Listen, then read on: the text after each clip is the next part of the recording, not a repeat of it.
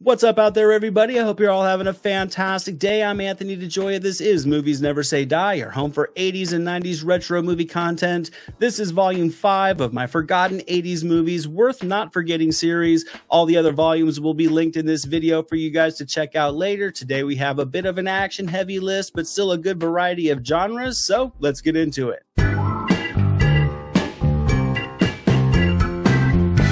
I'm kicking this volume off with some action when a streetwise undercover cop teams up with a Native American man to hunt down the criminals who have stolen an ancient tribal lands. These guys trusted no one until they had to trust one another in Renegades from 1989, starring Lou Diamond Phillips, Kiefer Sutherland, Robert Knepper, and Jamie Gertz from director Jack Sholder.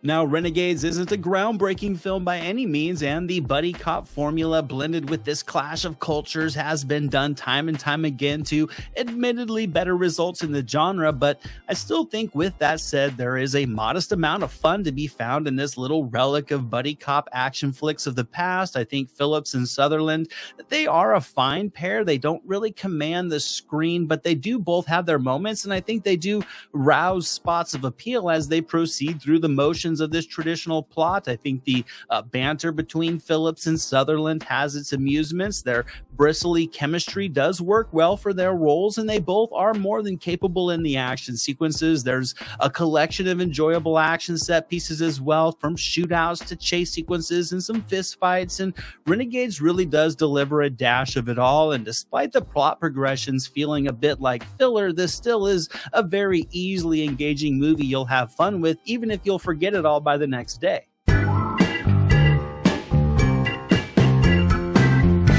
Next up, we're stepping into the world of fantasy and science fiction when a normal family finds a young boy abandoned out in the woods, and when they take him home, they discover he is far from ordinary and actually capable of superhuman abilities. In the 1985 family adventure D.A.R.Y.L, directed by Simon Wenser, starring Mary Beth Hurt, Michael McKean, and Barrett Oliver as D.A.R.Y.L. Now, admittedly, there is an after-school special vibe to this movie, and there are just little hindrances in the writing that do get in the way of the suspenseful and more emotionally driven elements from sticking their landing, most notably just the overall silliness of the plot and all the plot holes. I think the performances from the younger cast members are also a bit too stiff and too on the nose, but I think despite the silly and oversweetened tone of this slight rip on E.T., that there is still plenty of lighthearted and uplifting moments to make D.A.R.Y.L an entertaining family film from the 80s with just enough heart to sweep you up on this clearly formulaic ride. I think the pacing is relatively steady as it works through its plot beats, and even if you can assume where things will go, there is a sincerity to this film, and the performances from both Hurt and McKean kind of make you feel like you're watching something that's better than it really is. This was a movie I really enjoyed as a kid, and the nostalgia delivered from D.A.R.Y.L is just I don't know, it's like a heartwarming reminder of the sentimentally silly 80s movies that we loved and grew up with.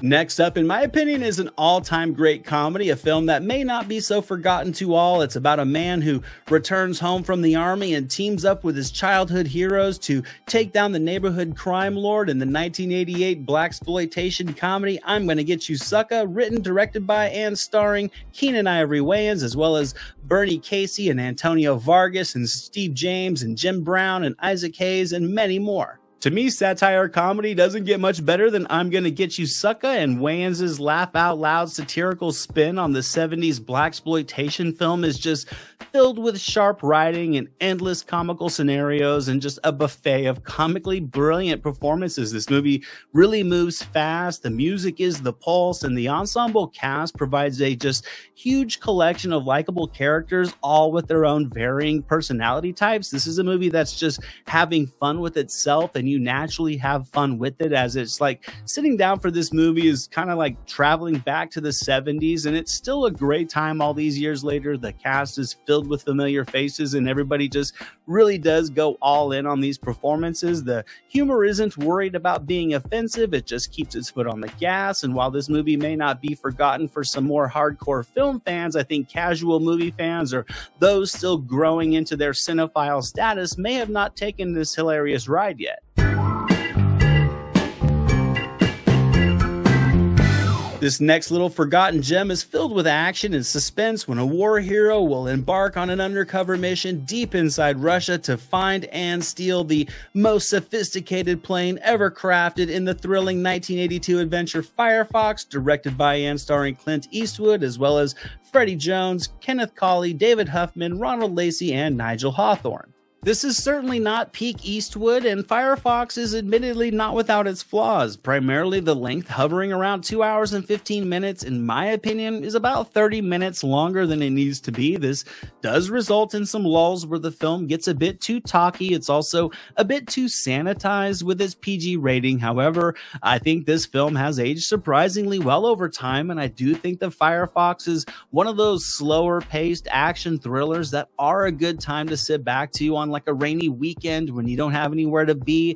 Eastwood really does command the screen front and center, and I think the sci-fi elements, as improbable as they are, do give the film splashes of fun, enjoyable action with a lot of nostalgically campy effects as Eastwood veers from this James Bond type character to a Luke Skywalker type character. There are a lot of thrilling moments that are a good time, and I think the methodical pace does work well in places. The final act is also, I think, a satisfying ending filled with all the action and spectacle you would like. And sure, this isn't a fantastic film, but I do think it's able to exceed its flaws to still be a good time. We're stepping back into the world of comedy for this next forgotten gem. This one may not be known by everybody. It's a comedic little adventure following two young women in search for love who decide to vacation at a posh health resort only to find that most of the men are only looking for casual sex. From director Genevieve Robert, starring Leah Thompson, Victoria Jackson, Jerry Levine, and Andrew Dice Clay. I can assume this little comedy won't be to everybody's tastes. It's certainly a product of its time as it explores the lives of two women in their 20s, just looking for love in a modern dating world. The social commentary in this film is a bit ham-fisted at best, and the emotional undercurrent of this film is also, without question, superficial and surface level, but there is a likable charm from the performances from Thompson and Jackson, and I think their chemistry does work well for the needs of this story and their characters. Casual Sex isn't necessarily a laugh-out-loud comedy, but I do think it's a comical film overall with a lighthearted and jovial atmosphere that may wash away from you instantly, yet while watching, it really does help create a fun, engaging mood that does make the silly story, the nostalgic music, the bubbly performances, and the short-sighted 80s viewpoints a fun tossed salad of mindless laughs and empty-calorie comedy that sometimes is just what the doctor ordered when having fun with a movie night at home.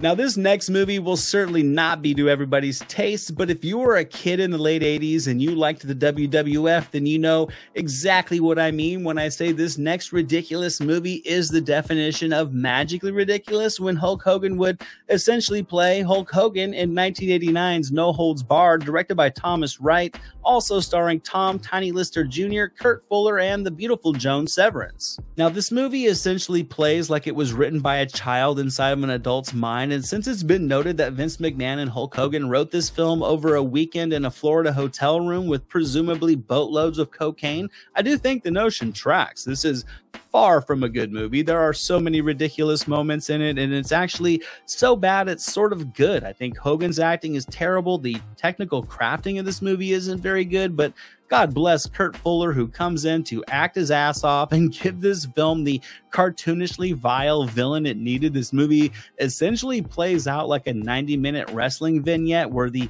emotional superficiality is at just ultra levels, but I'll be damned if this movie isn't a fun throwback to the simple-minded side of films that just rode the momentum of what was famous at the time. And with Hulkamania riding high in the late 80s, No Holds Barred was an epic event of the year for little WWF fans. Lister as Zeus is the perfect enemy for Hogan, and this ridiculous little product of its time is still a great time because of how bad it is.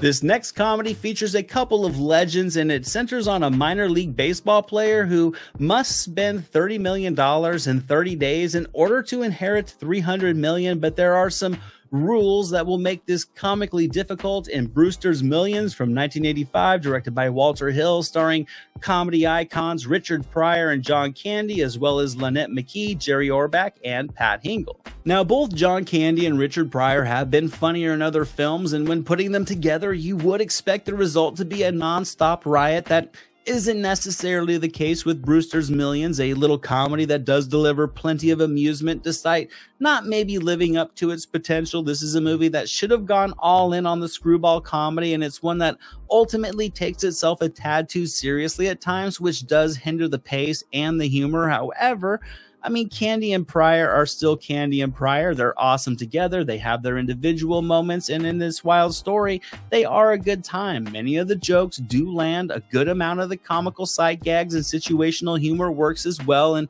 maybe Walter Hill, a great director of action, was just not the best choice for Brewster's Millions, but I still think this movie holds up as a fun mid-80s comedy that has enough laughs and substance and strong enough performances to have a good time with, even if it didn't turn out to be as legendary as it should have.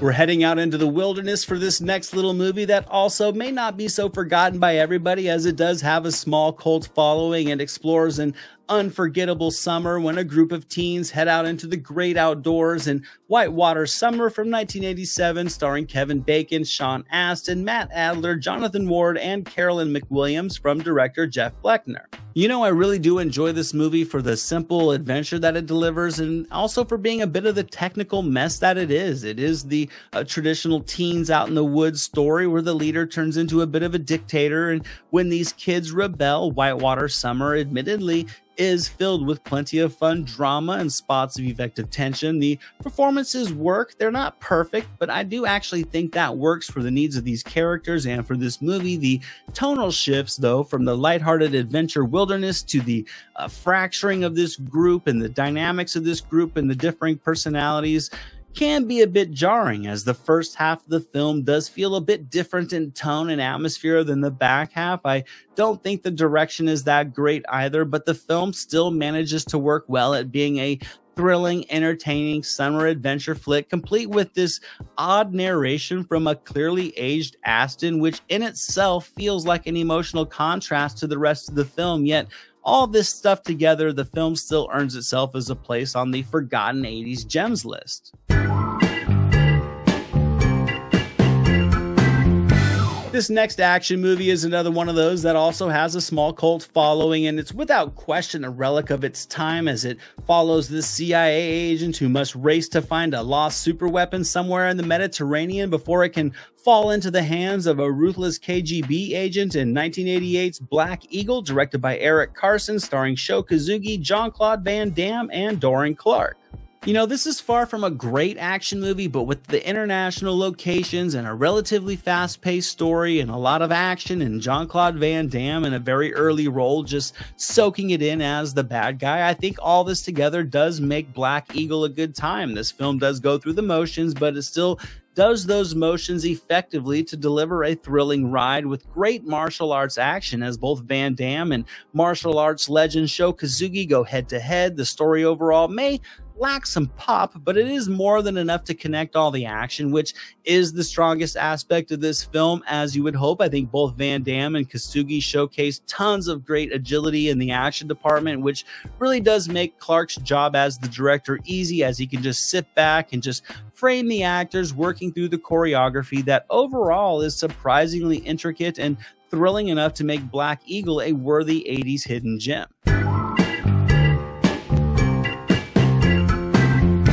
This next movie on the list is one that I think could be considered the most well-rounded film in this volume. It's a forgotten little mystery centering on a playwright who holds a meeting at his home to discuss a script that soon spirals into a deadly game of deception in Sidney Lumet's Deathtrap, starring Superman himself, Christopher Reeve, Michael Caine, Diane Cannon, and Irene Worth.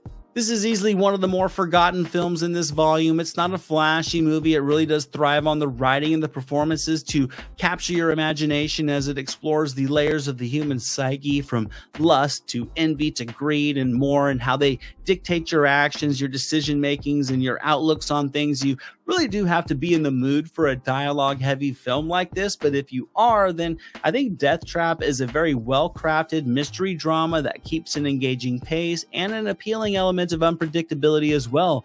Reeve, most known for being Superman, is a fantastic actor, and here he effortlessly holds his own next to Michael Caine. Deathtrap is one of those unassuming movies that can really sneak up on you and have you invested in the characters and the progression of this night before you know it. And sure, Caine and Reeve have other more mainstream films on their resume, but Deathtrap is a solid entry on both of their resumes and still a compelling movie all these years later. And that's it for today. Volume 5 of my Forgotten 80s Movies Worth Not Forgetting series is in the books. 10 more films that are all entertaining in their own way. Let me know what you think of these movies if you've seen them. Let me know some of your picks for forgotten movies. I will be doing a viewer-suggested volume soon to close out this series, so leave me the movie that you think is a forgotten gem, and if it gets picked, you'll get a shout-out in that episode. As always, thank you guys so much for watching. I greatly appreciate all your viewership. I hope to see you back in the next episode. And until then, movies never say die. This is Jack Burton in the Pork Chop Express, and I'm talking to whoever's listening out there. Survive a war, you gotta become war. I suppose we have to register you as a lethal weapon. You trying to say Jesus Christ can't hit a curveball?